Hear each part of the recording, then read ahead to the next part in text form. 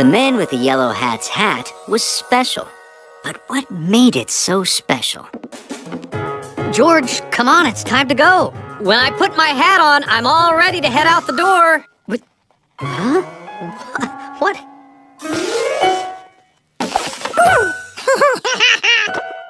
Okay, George, that was funny, but you know the rule. No one is allowed to play with the yellow hat.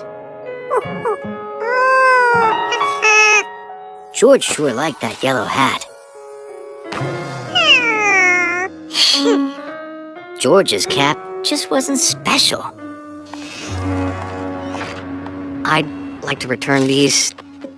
They were yellow, but after only one washing, they turned saffron. I have to make a big speech, and I need to know my shorts are yellow.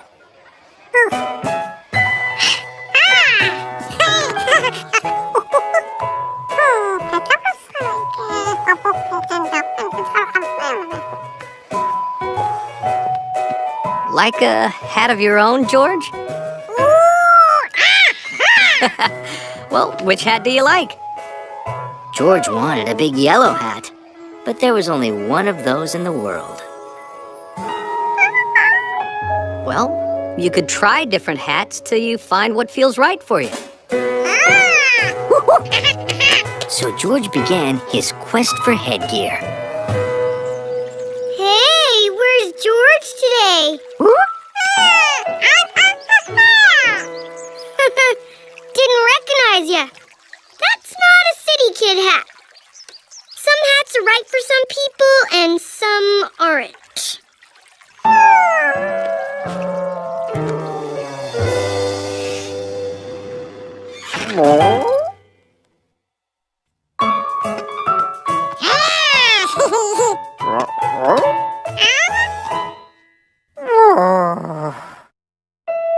George's friends didn't appreciate any of his headgear.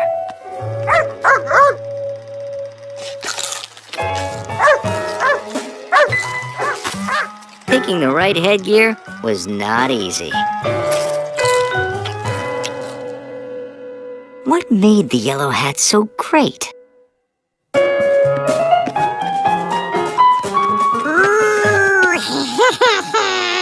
It was just plain fun. George, I need to wear the hat for an important speech at the museum. Please don't play with it. That's what George wanted. A fun hat that he could play with.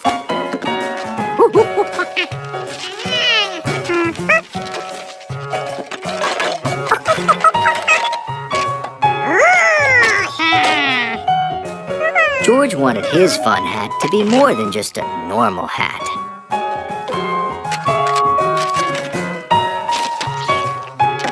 He'd use his cap for shape.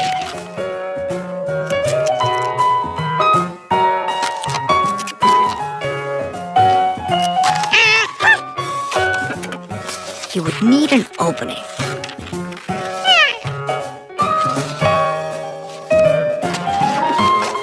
Because that would be his ice cream dispenser.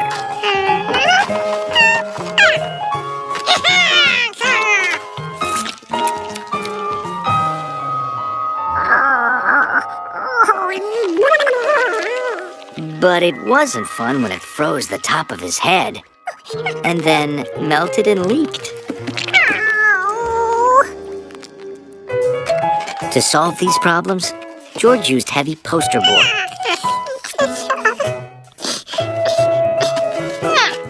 And raisins instead of ice cream for a fun, healthy snack and a hat.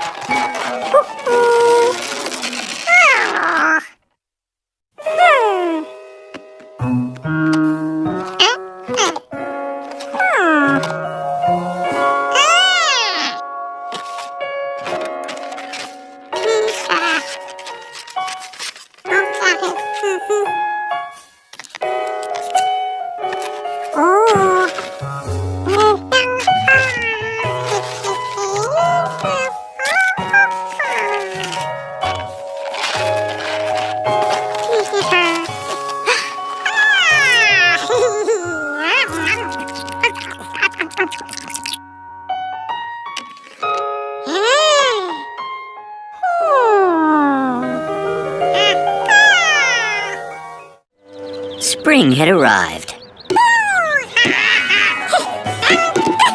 It was the perfect day for George to break his moonball record. George! Time to come in!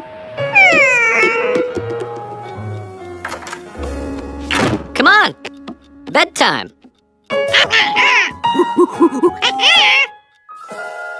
Oh, I get it. You think because the sun is out, you should be out.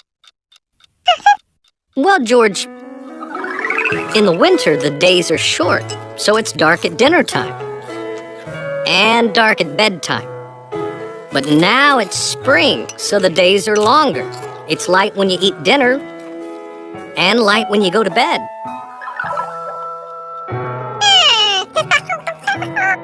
Well, 7:30 means bedtime no matter how light it is outside, George. I know.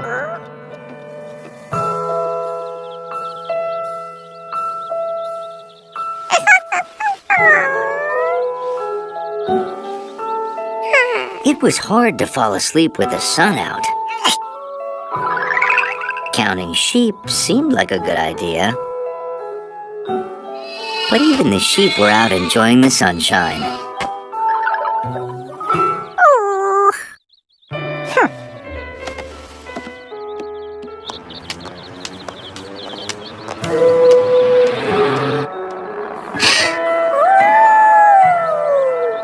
It just wasn't fair to make a monkey go to bed and miss all this. George didn't fall asleep until the sun went down.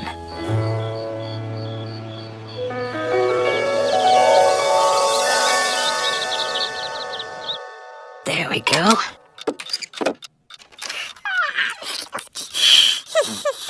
Good morning, George. I put new batteries in the clock, so now I'm setting the time. Look, I can move the time forward, like this, or backward, like this.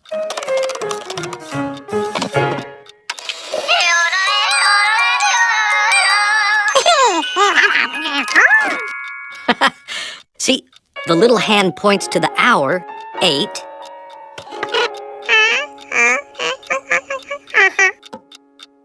And the big hand tells you how long until the next hour.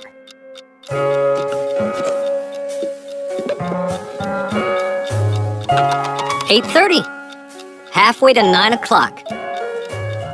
So while my bedroom clock and watch are in the shop, Olga will make sure we're on time for things, like going to bed. You know, I'd like to get a surprise for George. He's been really good about sticking to his bedtime. Hey, what about a blimp ride? The Rough Week blimp is in town this week, and I know the owner. Oh, George would love a blimp ride. Well, good. Mr. Rough Week will be here tomorrow at 9:30. You can make an appointment with him. But be on time. Mr. Rough Week keeps a tight schedule.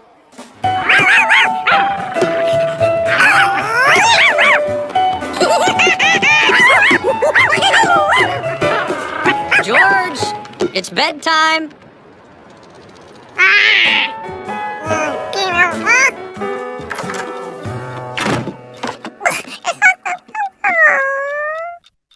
I'm sorry, George. It's 7:30. If it were 6:30, you could keep playing, but it's not. 6:30? George just learned how to change time this morning.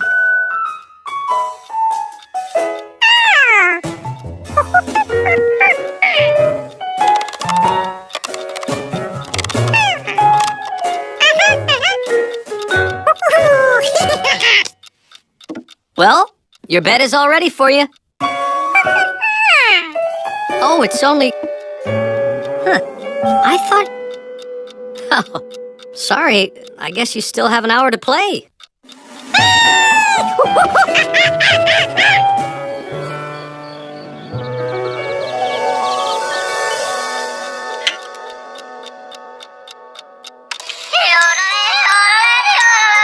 Oh, can't be late.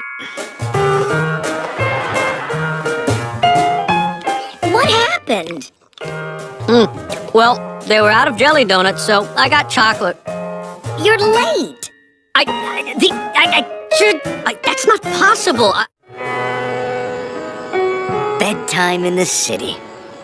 When all little monkeys like to hear a good story. Of all the bedtime stories, Double O Doggy was George's favorite. It's a super spy's job to discover secrets, and Double O Doggy is the best.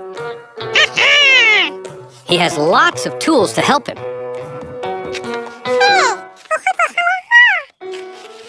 Oh, that's a periscope, remember?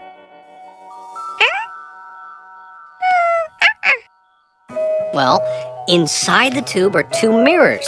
The mirror at this end reflects whatever it's pointing at to a mirror at this end. That way, Double O Doggy can see things without being seen himself.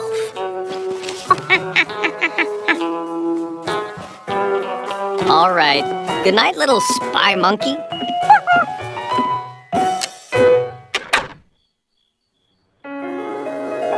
The next day, George started practicing to be a super spy, like Double O Doggy.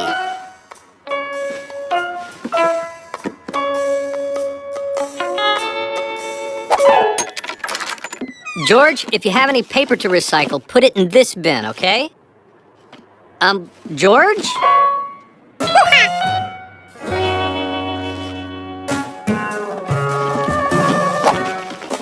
A super spy needed a spy name. George became Double O Monkey. Professor Wiseman? I was wondering, can we meet an hour later? A super spy had to be smart, quiet, and quick with his hands and feet. There's this thing I want to get for George. He is going to love it.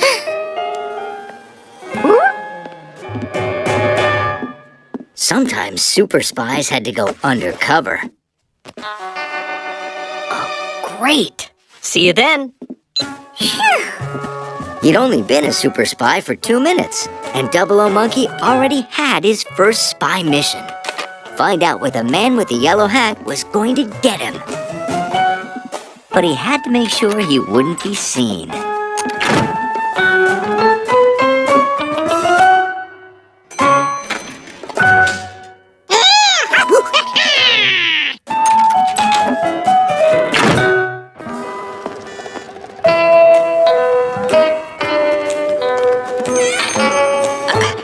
George?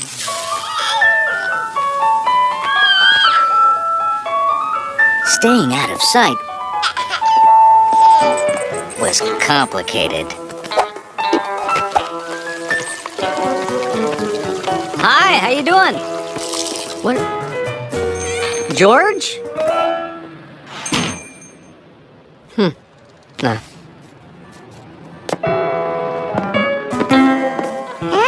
Even puddles could give you away.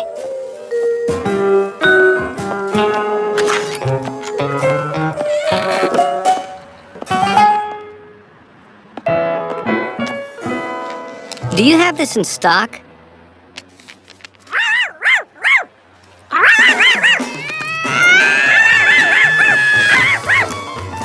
A barking Charky was even worse than a puddle. The last thing a spy wants is to attract attention. That sounds like Charky. She must have escaped again.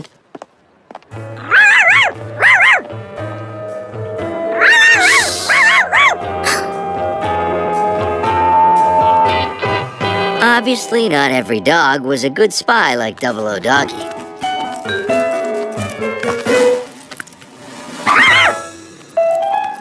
I got it.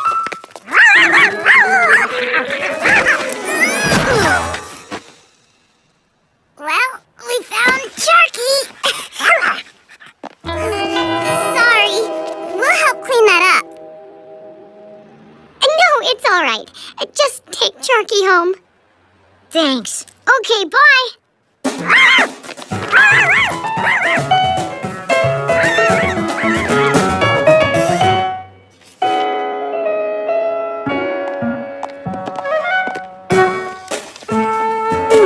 Let's see now.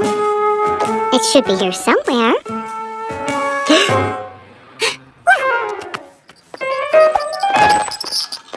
George?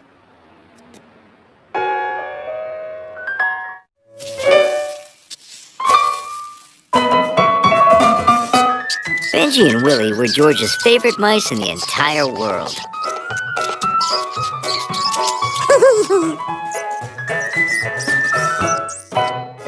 And Bruno was the only gopher snake he knew personally. So when Mr. Zubel asked him to pet sit for a day, George was thrilled. Thanks for helping me on such short notice, George. I have to be at the zoo morning till night, studying feet for my new mural, Rhino, What You Did Last Summer.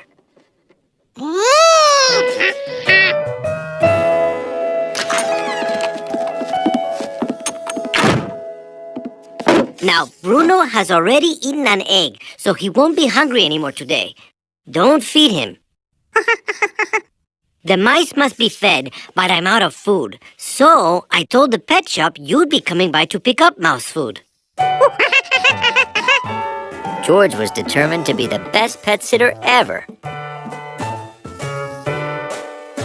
So he sat. See you tonight. Thanks again. George, I have to go talk to the park director about Heritage Week. Will you be okay by yourself?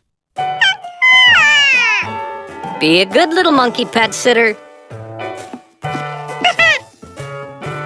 A good sitter makes his sittee feel at home. Since these guys lived together, they were probably used to being closer together.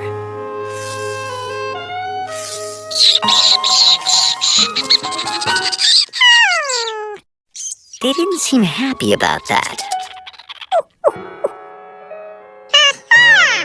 Of course they weren't happy. They were hungry. Time to get food.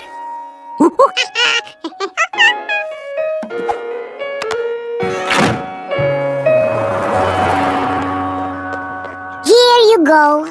1 bag of mouse treats for Benji and Willie Zubel. Excuse me. Would I have to feed a snake long, skinny food? No. Snakes eat fish, insects, spiders, mice. Yeah, mice, earthworms, slugs, eggs, and they only eat once a week, sometimes once a month. No wonder Benji and Willie didn't want to be near Bruno. You forgot your mouse food! Hola, Zubel here. I didn't tell George that Bruno is about to shed his skin. He only sheds 3 times a year. So watch for it. It's worth seeing. Sorry, I'm out of peanuts.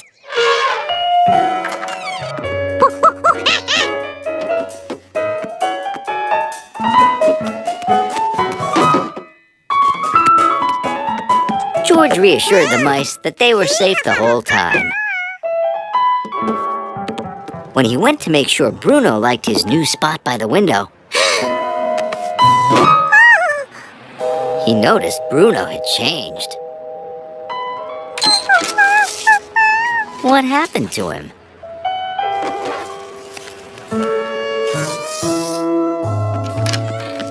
The pet shop owner knew all about snakes. George could bring Bruno and ask him. Like any snake, when Bruno saw that warm sun, he wanted to be in it. The sun was warm, but city life was too noisy for a snake. He wanted to find somewhere quiet. Came back for this? Ah, I see Bruno shed his skin. Mr. Zubel was waiting for it. Huh? As a snake grows up, it wriggles out of its old skin. Did you think this was Bruno? I'll bet Bruno is under his rock. That's where he always goes after he sheds. George was relieved to hear Bruno would be safe in his animal habitat. Until he remembered he left the habitat open.